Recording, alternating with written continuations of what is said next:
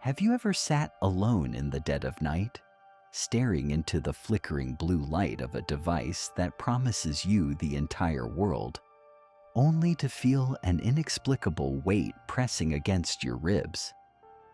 There's a phantom sensation, a vague but undeniable awareness that something fundamental in the fabric of our lives has slipped out of alignment. You can't see it, you can't touch it, yet it makes the very air feel thin, leaving you gasping for a breath you can't quite catch. This isn't just your personal melancholy. It's the quiet, high-frequency hum of a world that is modernizing at the cost of its own internal equilibrium. We occupy a digital landscape where information travels faster than intuition, and connectivity has become a velvet-lined cage. We celebrate our newfound freedom to swap identities, careers, and even our physical faces with a few taps on a glass surface. But look closer, past the curated highlights and the relentless, exhausting efficiency of our modern days. Beneath this supposed liberation, a silent collapse is taking place, an internal crumbling that millions are experiencing, but few are willing to name. We have never been more connected, yet we are drowning in an ocean of profound, echoing loneliness. The most chilling part isn't that society has developed a glitch. It's that we've learned to make ourselves at home in the wreckage. We've normalized chronic anxiety and rebranded emotional exhaustion as the price of admission for the 21st century. Anyone who buckles under the weight of this invisible atmospheric pressure is labeled weak or maladjusted, as if the ability to thrive in a madhouse was a benchmark of health.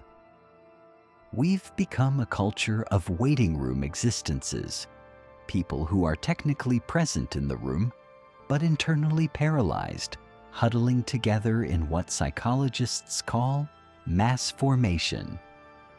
In this state of disorientation, we lose the thread of our own individual values and become part of a crowd that no longer knows how to think, only how to react. Carl Jung warned us that when we lose our symbolic connection to the deep reality of the world, we become a mass formation driven by primal instincts rather than reason. We cling to collective narratives, no matter how absurd or extreme, just to feel like we're not drifting alone in the dark. Fear becomes our only morality, and silence becomes our only defense against being excluded from the tribe. Tonight, we aren't here to condemn or play the blame game. We are here to peel back the wallpaper and look at the rot beneath the modern dream. We're going to explore why your ego is so desperately trying to heal itself while simultaneously building the walls of its own prison. We need to understand why the I we are so busy projecting is actually the very thing preventing us from being truly present.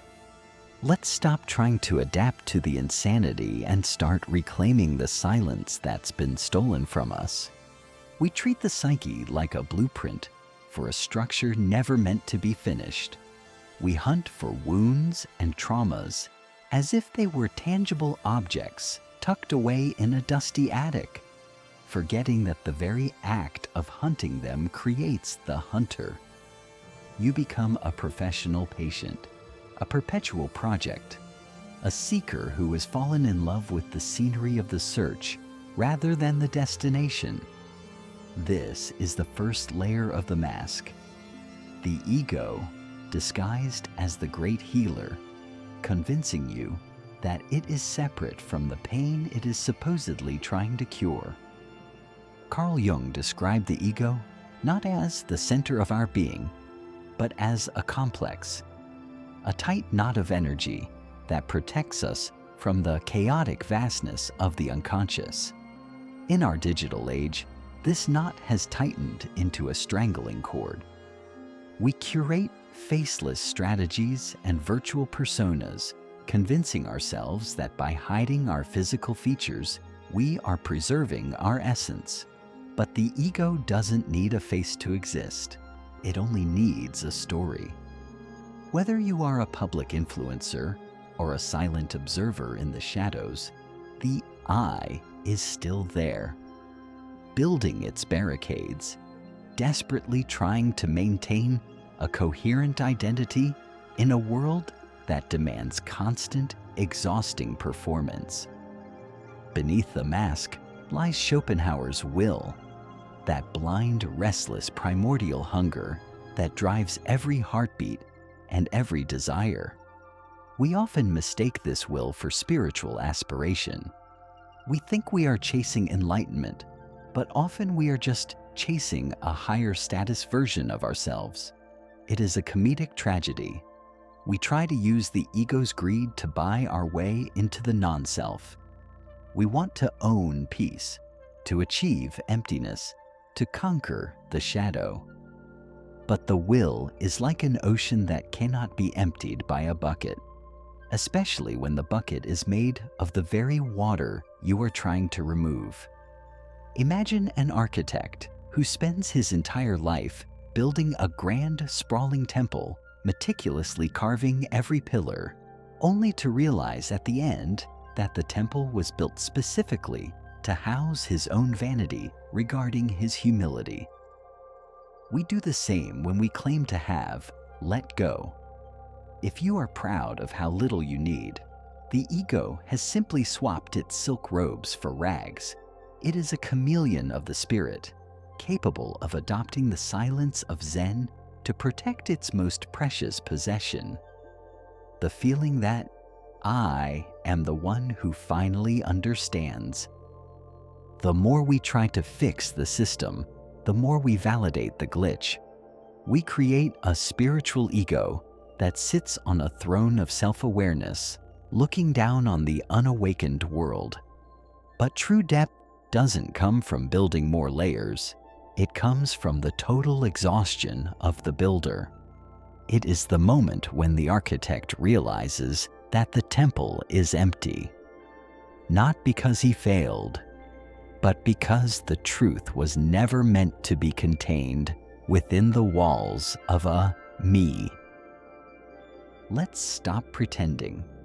The great comedy of the spiritual life is that we attempt to use the very thing we're trying to lose, the I, to go out and attain the void. It's like trying to sweep up a floor while you're standing on the pile of dust. Have you noticed how your efforts to let go often feel like a frantic tightening of the grip? We brace ourselves against the world, thinking that if we just push hard enough against our own desires, we'll eventually pop out the other side into a state of non-existence. But who is doing the pushing? Who is the one keeping score of how zen they've become?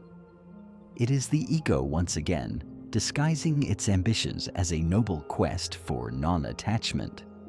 This is the bitterest pill to swallow. Your greed for enlightenment is just greed in a more expensive suit.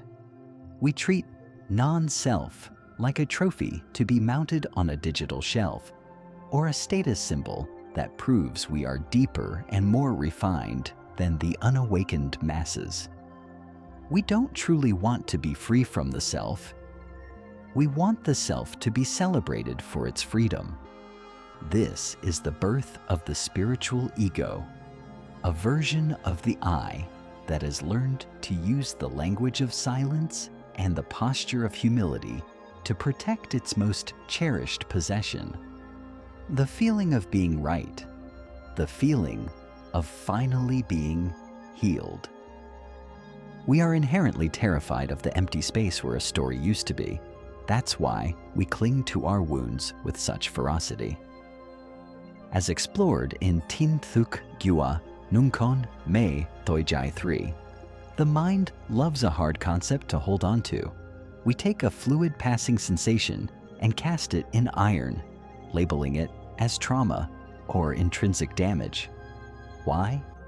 because a damaged person is still a person. An enlightened seeker is still a seeker.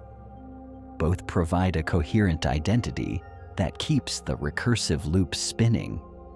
We would rather be a tragic hero in a story of endless healing than a nobody in a world of simple, unvarnished reality.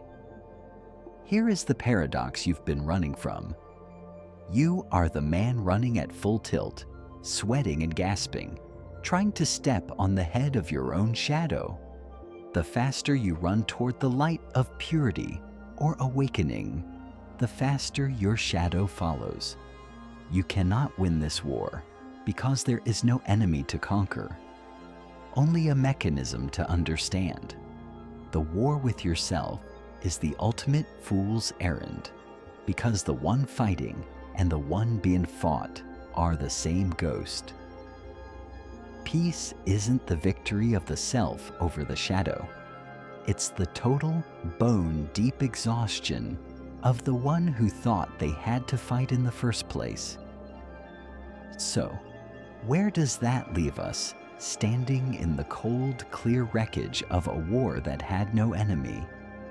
Integration begins the moment you stop trying to be the victor of your own soul.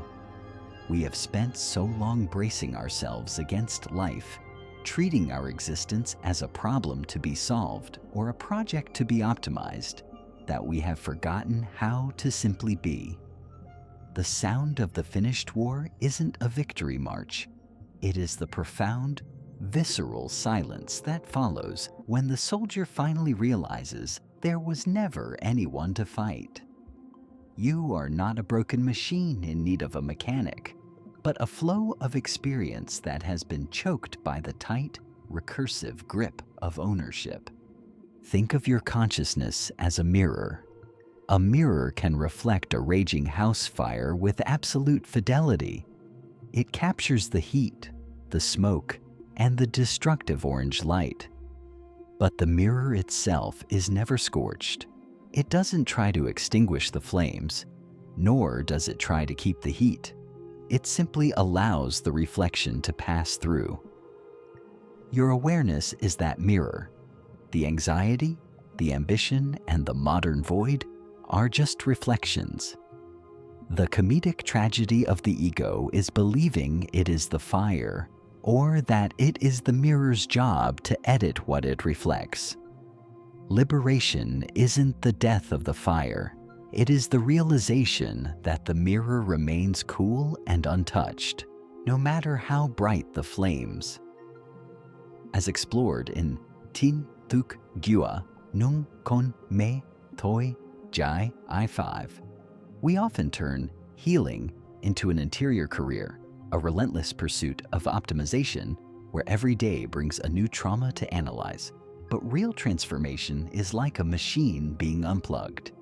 The need to continuously fix yourself simply loses its power. As long as you maintain the identity of someone who is healing, you are permanently tethered to the ghost of someone who was hurt. True integration is the act of walking out of that story altogether. It is the recognition that the non-self isn't a mystical trophy to be won, but the natural clarity that remains when you stop adding the word me to every passing sensation. We are finally stepping out of the waiting room of the digital age and into the raw, unscripted light of the present. This doesn't mean the inherent pains of being human vanish. Loss, aging, and transience are the fundamental hardware of the universe. However, when you stop performing the role of the tragic hero, those weights become remarkably light. You no longer need to find your center because you realize there was never a center to lose. There is only the breath, the cool air, and the awareness that watches the world without the desperate need to possess it. This is not a happy ending in the traditional sense. It is a clear one. It is the understanding that you are not the ghost haunting your own life, but the vast, luminous space in which the haunting was allowed to happen. The war is over because the warrior was an illusion born of resistance. In this surrender, you don't find a hidden god or a secret void. You simply find the reality that was always under the carpet, waiting for you to stop running.